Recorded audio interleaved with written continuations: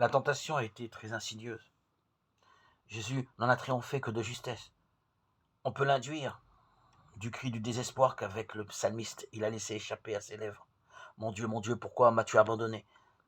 Jésus éprouve soudain l'absurdité de sa mort et de l'incompréhensible absence de son Père. La tentation est ici de désespoir.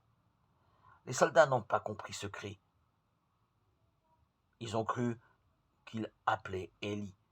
Bien peu auront soupçonné ce qui se passait alors en lui.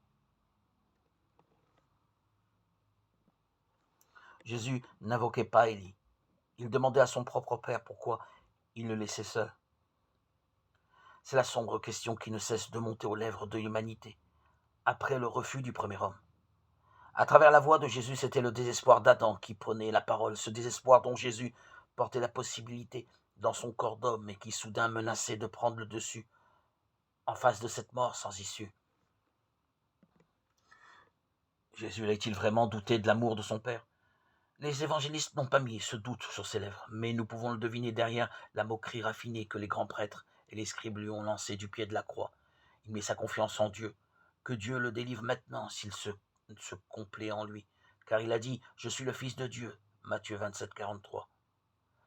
Cet outrage-là fut le plus blessant, cette tentation la plus grave. De la croix, Jésus guette de nouveau l'unique parole que le Père lui a adressée ici-bas, sa déclaration d'amour. Mais elle résonne à présent sur les lèvres de ses propres ennemis, comme un reproche et un défi.